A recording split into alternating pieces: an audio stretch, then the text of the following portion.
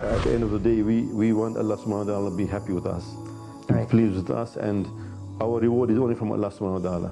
After, Alhamdulillah, a few years that I've been with iERA, I've seen a very, very big change. And I hope Allah subhanahu wa ta'ala accepts it from us. Dawah, worshipping Allah subhanahu wa ta'ala, that will be the best legacy that you can leave behind, especially for your children. And if it's a good example, if other people follow it, it's a bonus.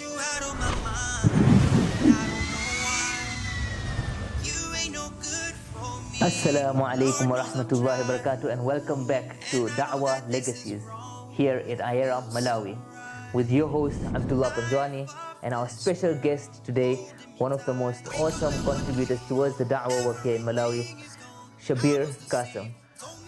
Assalamu alaikum wa rahmatullahi wa barakatuh. Wa alaikum salam wa rahmatullahi wa barakatuh. How are you, Shabir uncle? Alhamdulillah, mashallah, all fine, alhamdulillah. Alhamdulillah, you've been contributing towards the work of Dawah for many years now, mashallah. Yes. And not only towards iERA, but just generally in so many other fields of Dawah. So now, leaving aside the whole Dawah aspect, let's get to know Shabir Kassam as just a human being. Nothing too deep. Let's get you on a normal human basis. What are generally like your hobbies, or what would you consider to be like a way to unwind, to relax, to have fun? Alhamdulillah, Allah subhanahu wa ta'ala has blessed me with a lot of abilities, and one of the best, best abilities I have is playing sports. And Alhamdulillah, I'm still involved in sport now, and I try and play golf and sometimes soccer with my son, and I try and be active. But Alhamdulillah, Allah subhanahu wa ta'ala has really blessed me in this world. Alhamdulillah. Alhamdulillah. Physical health yes, is extremely important, mashallah. Yes, very important, yes. And generally, when it comes to life, are there any like favorite motivational quotes you live by? Anything that you anything that drives you during the tough times, the dark times? One of the best quotes I've ever come across is from the Quran. Alhamdulillah, Allah has blessed me with a bit of knowledge, and one of the best quotes that I have come across is to this effect, although I might make a bit of a mistake, but it goes to this effect that, "O you who believe, stride in the path of Allah with your lives and your wealth." That is one of the best quotes I've ever come across, and that's what motivates me in this life. So that covers the aspect of both financial supporting as well as physically in whatever way possible. Yeah, strive with your life and your wealth. That's a beautiful quote, mashallah. Now, out of all the Dawah efforts, and I'm sure you're involved in quite a lot of them, mashallah, what attracted you most to the effort of iERA? iERA have got a very unique way of doing Dawah. And the most unique way is after they do the Dawah, after they invite people to Islam, they actually stay in the area where they've done Dawah, and they teach the new Muslims, they teach the old Muslims, and they teach the non-Muslims about Allah subhanahu wa ta'ala and about Islam and about Salah and the importance of all the rules and regulations regarding Islam. So that's what really attracted me to iERA, because it's a very unique way of doing Dawah, and I've never ever come across that from any other organization or basically from anyone else. All right, like they say, like the most difficult step is the first one, but the most important ones are the one after. Yes. So some people, they do the Dawah, some people get Dawah done, they take that first step to organize Dawah, but then the next part, the follow-ups, those are the ones that people struggle to actually consider and realize how important it is. Yes. Unfortunately, what happens with a lot of other organizations is they do the Dawah and they sometimes get shahadas. They get the intention from people to become Muslim.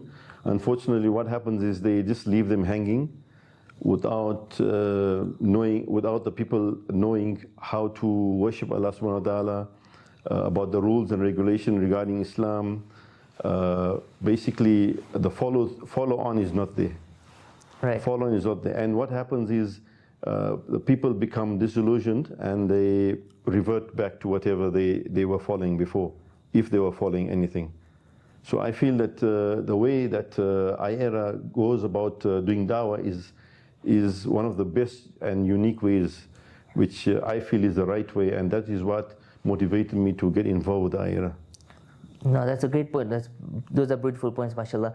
And I'm sure you might have seen quite often we refer to it as the prophetic mission and the prophetic way of doing da'wah. Yes. Because it's not like we are bashing on any other organization. It's not like we are saying anybody else is wrong. But at the same time, what we are trying to do is to have a structured setup when it comes to all our approaches towards this da'wah. And one of the most beautiful things that I personally really enjoy and I savor with the iERA setup and with the iERA structure is that it welcomes as many people as possible from as many walks of life. Not only Asians, but it welcomes Malawians, it welcomes Pakistanis, Indians. It unites so many different kinds of people because our main focus in iERA is da'wah. Instead of getting too involved in any kinds of differences of opinion, in any kinds of race, in any kinds of other disparities that will cause difference of opinions or violence or aggression towards any other group of people. We try to focus primarily on da'wah, alhamdulillah. Yes, that's true, yeah. With all this time that I've been with iERA, I've never come across any incident or that basically whether it's been in the field or in the office where I've come across any racism or favoritism or nepotism. Basically, everything is done with the main intention of making Allah subhanahu wa ta'ala happy with us. With what basically our goal is that Allah subhanahu wa ta'ala should be happy with us, what we do. And I think we have achieved a very, with what I've seen on the ground, we have achieved a lot, whereby we have achieved a lot of dawahs, a lot of people gaining knowledge, non-Muslims also gaining knowledge where they understand Islam now, whether they accept it or they don't accept it, but at least they learn about it and they know what Islam is about, rather than before where people were totally ignorant. Even people who call themselves Muslims were totally ignorant of the rules and regulations and how to pray salah and how to worship Allah subhanahu wa ta'ala. And after, alhamdulillah, a few years that I've been with iERA, I've seen a very, very big change. And I hope Allah subhanahu wa ta'ala accepts it from us. Inshallah. And one of the main things also is consistency. Yes. So as much as possible, we need to continue striving towards it. So if you do ever see anything that we need to be working on more or we need to improve on, please feel free to reach out to us. Not only yourself, if there is anybody out there that has seen or that wants to question, clarify anything regarding iERA, please feel free to reach out to us and we'll always be as transparent and open as possible to clarify, inshallah. Inshallah. Obviously, we can't be perfect. Right. And there is a lot of things that we can do to improve, and we are trying to improve. I try and bring up different issues and trying to adjust how we do dawah.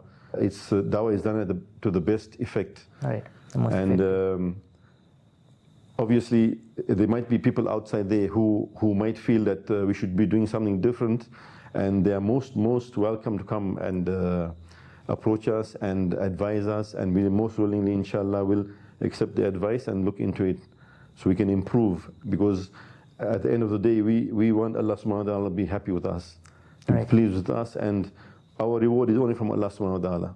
We don't expect anything from anyone apart from Allah subhanahu wa ta'ala. Definitely, really great points there, mashallah, priceless advice. Now, you mentioned earlier about seeing so many different incidents, right? Like you've never really seen any incident about nepotism or any kind of incidents about racism.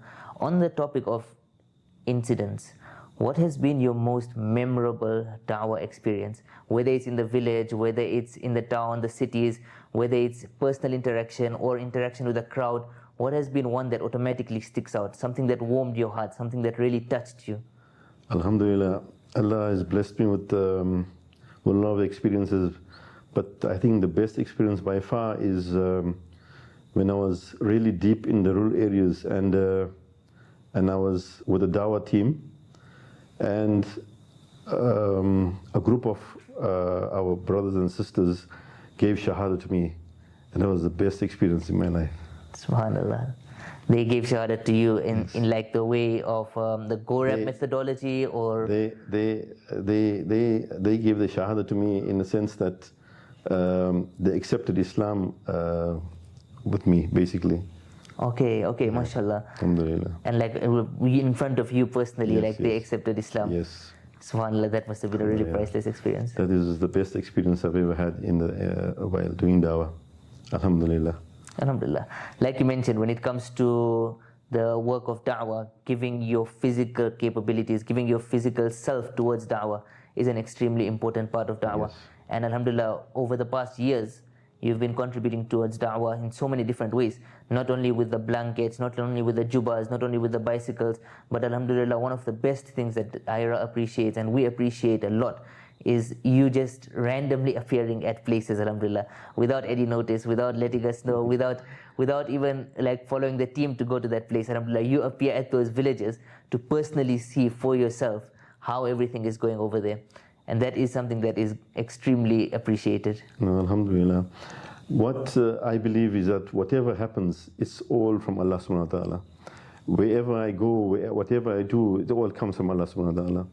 Only Allah subhanahu wa ta'ala puts it in my mind to go to a certain village or to a certain area, or to go and meet certain people, and that comes from Allah subhanahu wa ta'ala. He is the only one who guides me. I mean, it's very difficult for someone to wake up in the morning and decide to go to a certain place without it being put in his mind by Allah subhanahu wa ta'ala. So basically everything comes from Allah subhanahu wa ta'ala. And all our efforts and all are due to Allah subhanahu wa ta'ala. That is very true, mashallah. I would love to talk so much more about all. I'm sure you have a list of incidents. You've got so many different stories, so many different things that will come to mind about da'wah, about advice. One of the best things also is when we sit together, and a few times I've actually come to you and we've sat together and we've gone through like a list of people and we've gone through some advices. Alhamdulillah, not only are you involved with the iERA, with the new Muslims, together with that you're involved with a few people behind the scenes also when it comes to discussing things, advising things, Alhamdulillah, and we greatly appreciate everything that you do.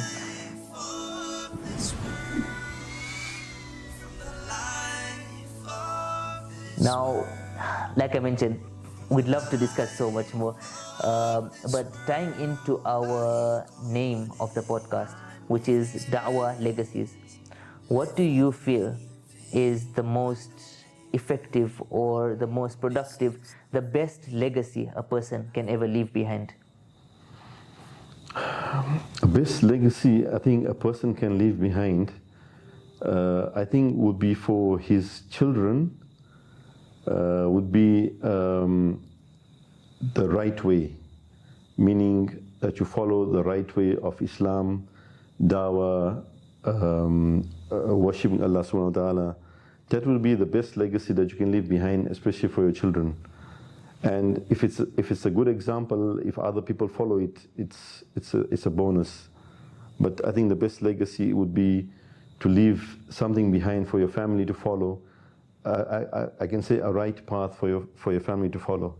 That would be the best legacy, because the most influence someone has is mostly on his family. That is the most experience. I think the best legacy that someone can leave behind is that. So his children and his family follow in his footsteps, basically. Subhanallah, very true, mashallah. Jazakallah khair for all the priceless advice, Shabir Uncle.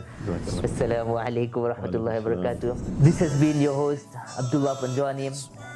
Jazakallah khair for tuning in to yet another Dawah Legacies podcast. And on that note, Assalamu alaikum wa rahmatullahi wa barakatuh.